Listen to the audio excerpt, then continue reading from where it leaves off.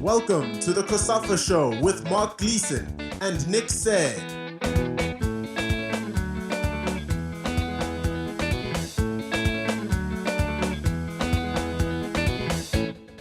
Welcome to our 71st episode of the COSAFA Show that comes hot on the heels of the first two rounds of African qualifiers for the 2026 World Cup. There were some fascinating battles and surprise results, and here to talk us through them is our very own African football guru, Mark Gleeson. With only the top team in each pool guaranteed of a place at the World Cup, there's little room for error, but we have already seen some slip-ups, not least from our COSAFA nations. Mark, thanks very much for joining us. First of all, the format. I just wanted to talk about the format this time around. It's a bit different from how it was in 2022. We now have 9 groups, most of them with 6 teams, in a campaign that essentially spread out for 2 years. Do you think this is a fairer way of doing it compared to how they did in 2022? Absolutely. I think 2022 was sandwiched basically into 3 months. There was the excuse of COVID, so that is perhaps not a benchmark, but all of the countries are involved. All of the countries are guaranteed a pile of matches. They're guaranteed to be competitive, even if they're not in the running over a 2-year period. And that just stimulates national team activity. I mean, it was fabulous over the weekend to be able to watch the likes of Djibouti and Somalia and countries that you don't regularly see in African club competition. And of course, all of the COSAFA countries participating as well, and some wonderful results for the likes of the Comoros. So to me, it's a fair way when everybody participates in the group phase, as is the case in Europe, as is the case in South America, that you don't have a preliminary before that to get rid of the so-called minnows and then have only the bigger teams participating in the group phase. I think the European model is perhaps the most satisfactory. Everybody gets an opportunity. And even if some of the games are a little bit lopsided here and there, I think it does make for a fulsome competition and one that is exciting for the fans to follow over a lengthy period of time. Yeah, and I was just thinking about that beforehand. If you look at someone like Seychelles, they would have come into the qualifiers with very limited ambitions.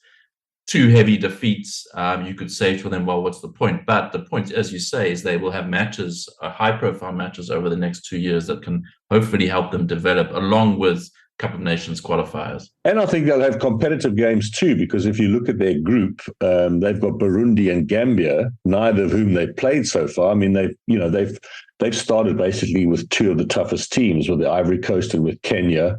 They don't have home advantage. Hopefully their facilities will be fixed up by the time the next qualifiers come around in June. And then I think when they play against Burundi and Gambia, they'll be competitive. They'll have a chance to maybe get some sort of result, to get some sort of measure of where they are in international football. So I think, there will be games where it's lopsided and they will battle, and there will be many people saying, do we really need to have this kind of match? A little bit like the France-Gibraltar game in the European Championship qualifiers at the weekend. A 14-0 result is not really what you want in international football.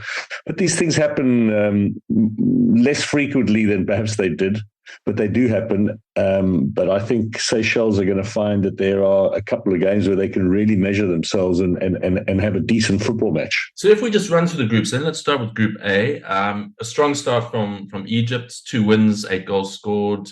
They would have expected, of course, to beat Djibouti and Sierra Leone quite comfortably. They have been, though, just to one of the last 8 World Cups, which is really quite incredible when you think about it, how much success they've had with Al Ahly in that time.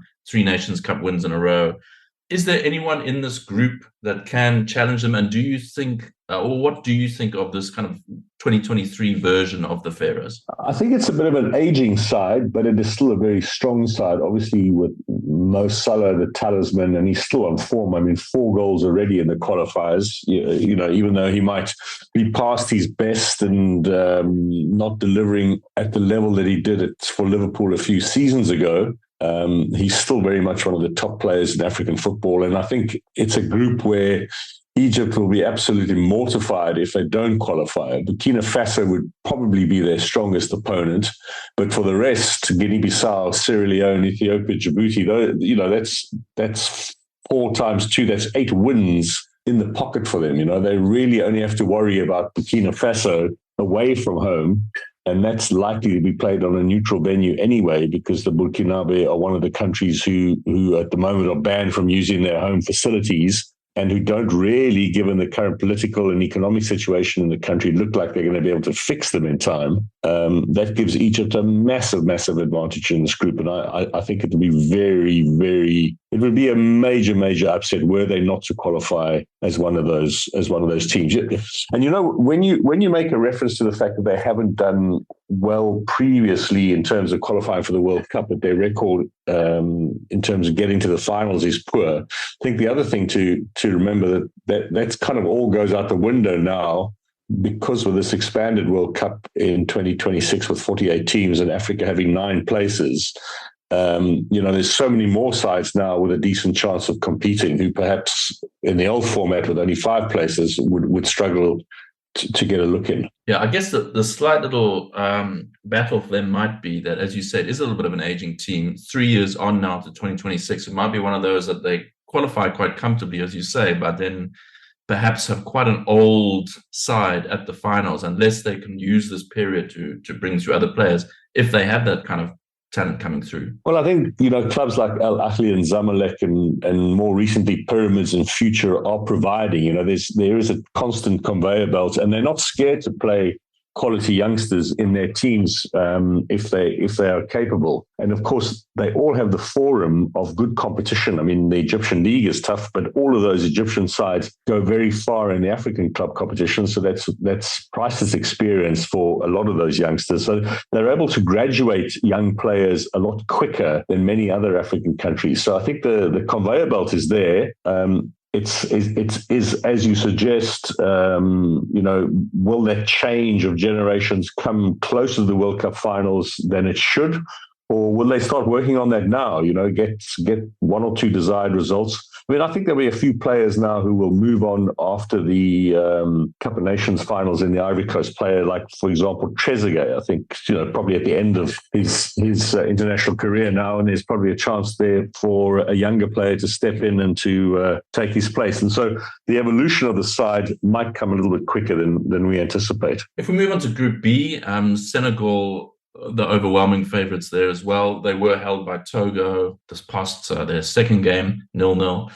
But they had thumped South Sudan before that, so they've got 4 points from their first 2 games.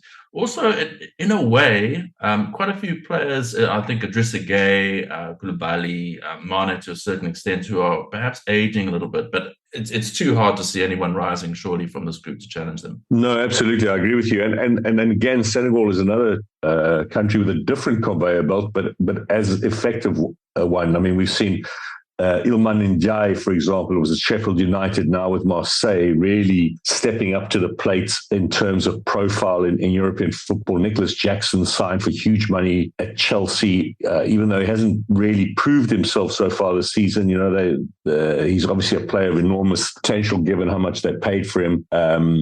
Pape Matsar from Tottenham, barely out of his teens and playing regularly in the Premier League. And of course, Ismaila Sarr, who was stuck a little bit at Watford over the last few campaigns, is also now at Marseille. So, when Mane goes, there are quite a few players to take his place. And I think, while their conveyor belt is more in European club football and from the diaspora and from, players that are born in Europe and bred in Europe but of Senegalese descent, it's a little bit the same with Egypt, is that there is potential to replace now rather than later. And then if we move on to Group C, 3 of our COSAFA teams, fair to say a mixed bag. Perhaps the happiest after these 3 games might be Lesotho, which we perhaps wouldn't have said before the qualifier started.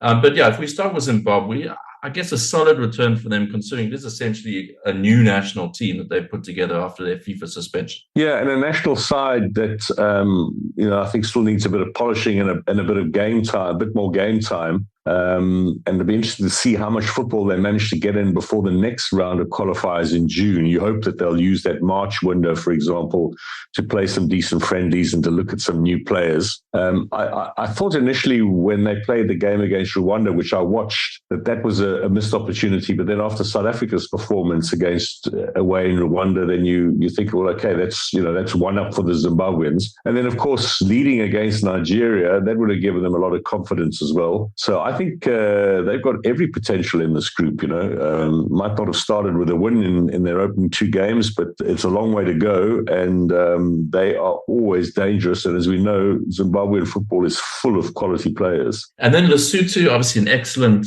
draw away in Nigeria, and then a home draw with Benin. Also, really, really sort of solid start for them. Yeah, and a good fighting performance. I mean, defensively against Nigeria, they were perhaps a little fortunate. The Nigerians were all over the place, but against Sierra Leone in Durban, they were wonderful in defence. There were some excellent stops to deny Benin. Benin looked a stronger team, and there were some excellent defensive stops to keep Lesotho in the mix. And then on the counter-attack, they did have 1 or 2 chances. So it's great to see. It's also good to see a local coach coming through again. I mean, Leslie Notsi has been coached several times, and then they replace him with a foreigner, and nothing really happens. And now I hope that the lesson is learned, that they give someone who's intimately involved with Lesotho football, has known the team so well over decades now, really. He's come through the ranks, that they give him a decent run in charge of the side, and they let him develop this team over the next 2 years, certainly in the World Cup qualifiers, and particularly with an eye on the next Cup of Nations that follows this in Morocco in 2025, where Lesotho are one of the few countries who've yet to play in that tournament. I think that that must be their big aim. And decent results in the World Cup qualifiers will certainly help their cause and build their confidence. And then South Africa, I think, will be desperately disappointed. I think they would have targeted 6 points from these 2 games.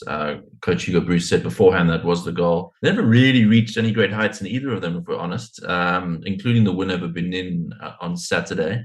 Just your thoughts on them? Yeah, I think, this Bafana side flatters to deceive at times, and then really has absolutely no consistency at all. It makes it very difficult to forecast how they'll do, or to have any decent feeling about or indicator about their potential.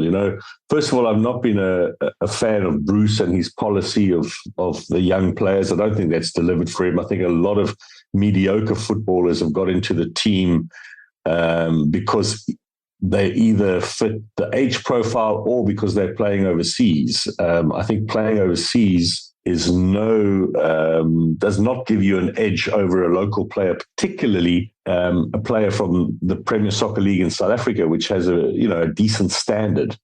Just as an aside, yesterday evening, on Tuesday evening, I watched the match between Morocco and Tanzania, and Tanzania fielded for his debut a 20-year-old goalkeeper from the 3rd division in Sweden, you can only think to yourself, the only reason he got into that team was the fact that he was playing overseas, and he made such a bad howler early on in the game, and he was so poor, you wonder to yourself how ever he could play any international football. And when you look at his club profile, 3rd division in Sweden, you think, what preposterous thinking was there to put this guy in the side? And there are far too many coaches who choose players based on the fact that they're based in Europe and therefore they must be better than local players. I think that's absolute nonsense. I think South Africa's got quite a few examples of that in their team.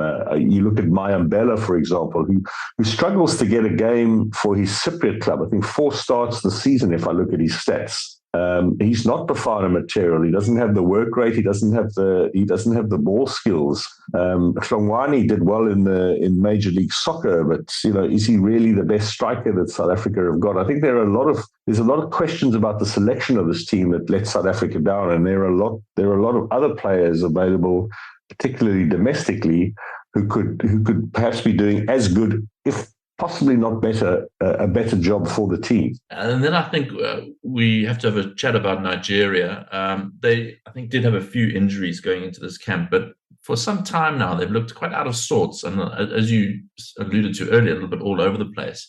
Just what is your assessment of what's happening with them? Well, I was looking on paper a few weeks ago at contenders for the Cup of Nations in the Ivory Coast and just going through the squads on paper. And I thought, reading the Nigerian tack, I thought, wow, actually, They're a little bit under the radar of late. They didn't qualify for the World Cup. And therefore, there is, maybe people aren't putting as much focus on them. There was the great success of Morocco at the World Cup in Qatar, and that's where all the African focus has been over the last 12 months or so. And maybe Nigeria, could be the team to suddenly emerge again, particularly on the back of this incredible attacking talent, led, of course, by Osimhen, who was top goal scorer in Serie A last season and won the Scudetto with Napoli.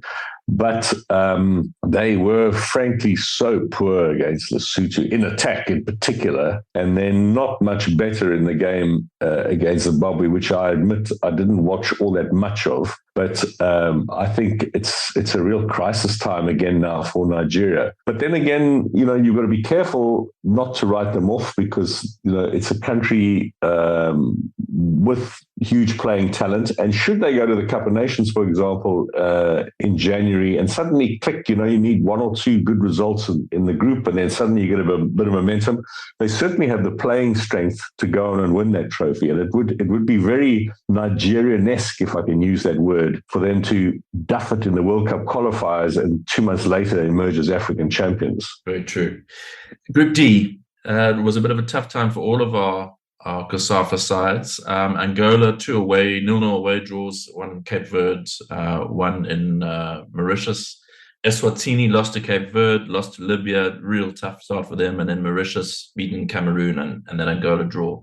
Just your assessment of them? Well, Angola, I think, will probably be the strongest challengers for Cameroon in this particular group. So the fact that they dropped points in those, not so much away in Cape Verde, I think that's probably a fairly decent result, but certainly away in Mauritius, that'll be of some concern. They've got some personnel problems that I think they need to iron out before they get to the Cup of Nations. There are one or two players that weren't available, that could have been available, and there seems to be a fair amount of unhappiness with some of the logistics around the national team, something that they certainly need to work on over the next 2 months. I think a good start for Mauritius to take a point off Angola, and they were fairly competitive against Cameroon. I mean, they were only a goal down until the last 10 minutes or so, and they've seemed to have found one or two players in Europe of Mauritian heritage that they are able to use now, and I think the team has been strengthened as a result. And Eswatini,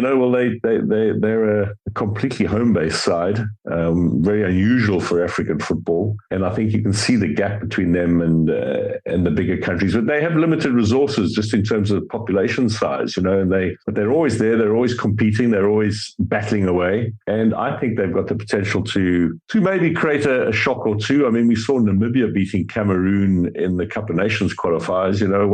What chance Eswatini perhaps taking out Cameroon in a home game, particularly if they were to get their stadium fixed in time, which you hope that they will do by June next year. Then, playing at home in front of their fans in the tight little stadium in Somhlolo will be a very tricky proposition for visiting sides. Group E has 5 teams after the withdrawal of Eritrea. You would think it would be a shootout between Morocco and Zambia for top spot, although that's not to write off the other teams.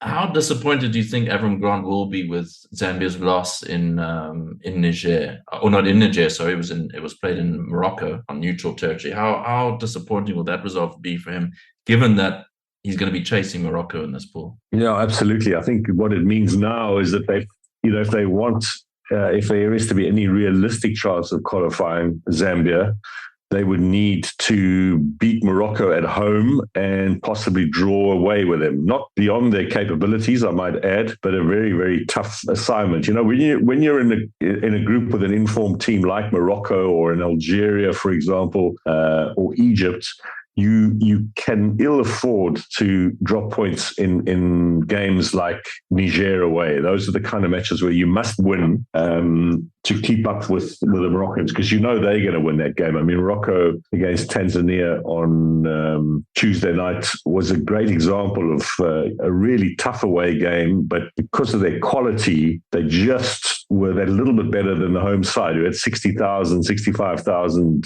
supporters, willing them on. And Morocco just rode that wave with the class that we've seen now from them over the last year that success in Qatar. So I think for Zambia, a massive blow losing to Niger. It really must be seen as a lost opportunity. And now they've really got to take Morocco by the throat and actually get the points they need off Morocco in order to have any chance of qualifying. We have already spoken about Seychelles in Group F, but in that pool, we've got Ivory Coast and Gabon, who made two very strong starts. Ivory Coast, I guess, will be many people's favourites, but Gabon certainly not a team to be written off. No, and they're a side maybe now who are able to move away from the influence of Aubameyang, who has finished now for the second time his international career, and allow the collective to flourish. It's always been a little bit of a one-man team. I don't think, though, at the end of the day, Gabon have got the depth in their squad, anything like the Ivorians. So this is really a group for the Ivorians, an easy group, I think, for the Ivorians to qualify for the World Cup. And then in Group G, Botswana got a good win against Guinea, which kind of rescued the window for them somewhat after defeat to Mozambique. But fair to say Algeria looks streets ahead of everyone else here. Yes, Algeria, I think, are another one of those, very, very competent sides at the moment. I mean, they had a horrible Cup of Nations tournament and a horrible World Cup playoff against Cameroon. So haven't really built on the 2019 success, but they're still, one of the really, really toughest teams on the continent to beat. And it's no surprise that they've started this well. Mozambique, I think, will be fairly happy with the fact that they won away in Botswana, and they're always going to struggle against Algeria home and away. So they could see themselves perhaps in contention for second place alongside Guinea, who have a strong squad. And so Botswana did everybody a favour by winning in Guinea. And I think Botswana, as they've done in the past, can be a team of spoilers, and they could get a point here and there or take points off some of the bigger contenders. I don't think they'll have any realistic chance of going to the World Cup, but they could certainly make a good impression for themselves, and at the same time, keep building their side for a Cup of Nations campaign. Malawi and Namibia each recorded wins and a loss in Group H, which I guess those games, if we look at it, probably went to form. Tunisia and Equatorial Guinea are the two teams on 6 points after those two rounds. Your thoughts on this one? Well, Namibia were without Peter Shalolile, which was something of a surprise given just a few days earlier he had won the African Football League with Mamelodi Sundowns. He won that on the Sunday against Wydad Casablanca, and then was injured for the Wednesday, or apparently injured for the Wednesday game. I'm not sure there wasn't some sort of arrangement made there to give him a bit of a break.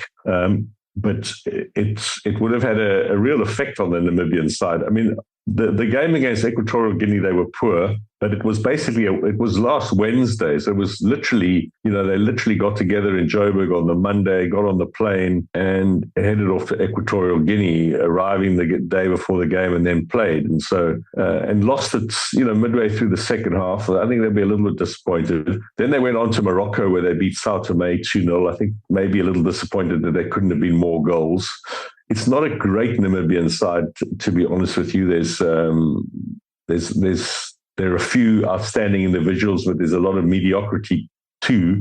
But they go into the Cup of Nations in the Ivory Coast, which is going to be great for experience and for team building. And hopefully Colin Benjamin, the coach, will be allowed to stay on after that and then, build the team a little, strengthen the team a little bit over the 2 years of World Cup qualification. And then, of course, Malawi losing to a late penalty in Tunisia, that must be a disappointing one for them, particularly after having won their opening qualifier. So they too are a side who could use the tournament to build and use competitions like the COSAFA Cup to build, but aren't really going to be able to challenge Tunisia. And then Group I, Comoros, maybe fair to say, been the surprise package of the entire round of two games. Following their 1-0 win over Ghana, they also had a victory over Central African Republic in the first game.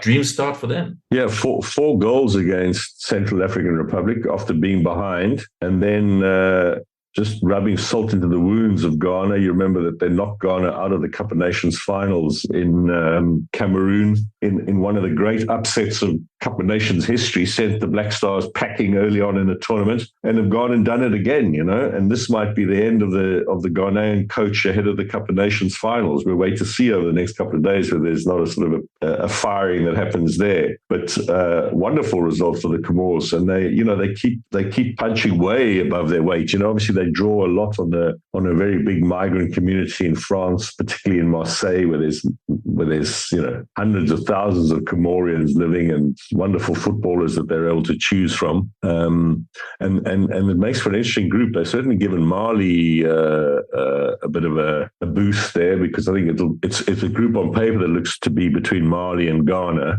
And so, taking points off Ghana is a big boost for Mali. And then Madagascar also won. I mean, they won away convincingly against Chad, admittedly in neutral Morocco, but 3-0 victory for them is huge. And they're also sort of changing their team now. They've been an aging side for the team that went to the 2019 Cup of Nations finals in Egypt, basically stuck around since. And over the last year or so, they've freshened it up, and they've got a couple of new players in there. They've found some new talent in France, in particular in Belgium, and they're another side who could cause problems for Mali and for Ghana, who are going to be the two teams battling for top place and a berth at the World Cup finals. You talk about Madagascar. Ghana only scored a 96th minute winner against them in Kumasi and a 1-0 win. So that could easily have been a goalless draw as well, which would have been a great result for Madagascar.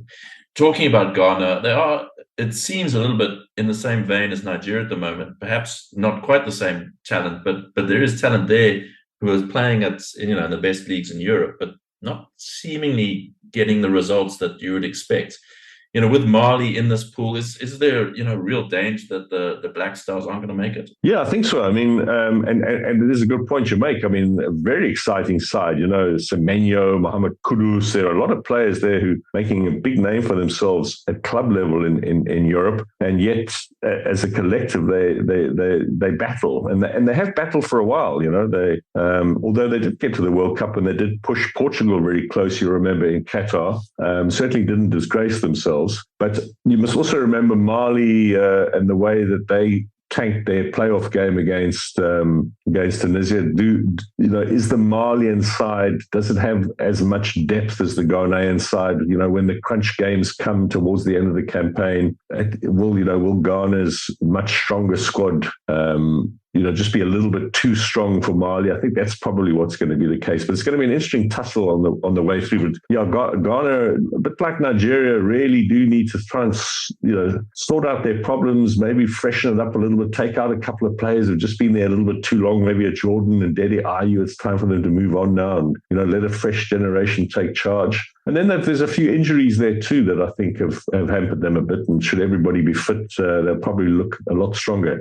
So it'll be interesting to see how Ghana do at the Cup of Nations, because they've got the potential to do well. They're in their neighbours to the Ivory Coast, so they'll have a lot of support, and they'll go in like the Nigerians, with everybody thinking, well, they're a little bit of a spent force, and yet could also suddenly go from a bad start in these World Cup qualifiers to contesting the Cup of Nations final and indeed lifting the trophy. I mean, that's how fickle it is in African football, and how small the margins are at the top level. Yeah, just lastly, Mark, I just wanted to touch on that Nations Cup, and you alluded to it earlier. The next World Cup qualifiers are in June 2024.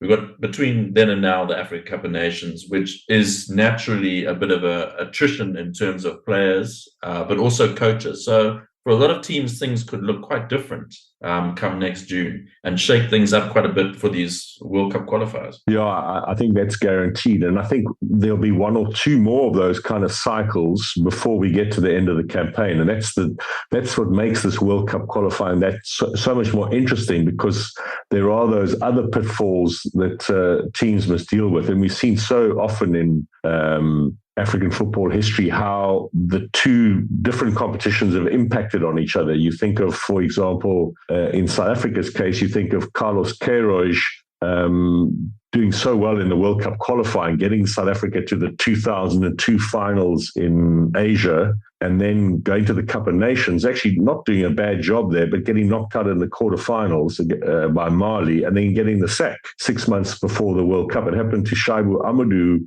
a few times as Nigeria coach after he'd taken them to the semi-finals, never mind the quarterfinals. So there are these dangerous pitfalls along the way for coaching personnel in particular, and also for players. And I think we'll definitely see a lot of changes after the Cup of Nations. That's almost a given, that's sure to happen for many of these sides. So, yeah, when we open the playbook again in June, the teams are going to look different. The coaches are going to look different. A lot will be starting on a new page, and I think that'll happen once or twice again before we get to the conclusion of the World Cup qualifying campaign. So it's really going to be a thrilling affair over 2 years, and I'm glad it's this long and it's this protracted, because the best sides are going to emerge at the top of the groups, unlike the last qualifiers, which were basically September, October, November, and 1 year out from Qatar, and then it was all over. We had the playoffs in March, and that was it. It was really an unsatisfactory World Cup qualifying campaign, in my opinion. Absolutely, totally agree with you.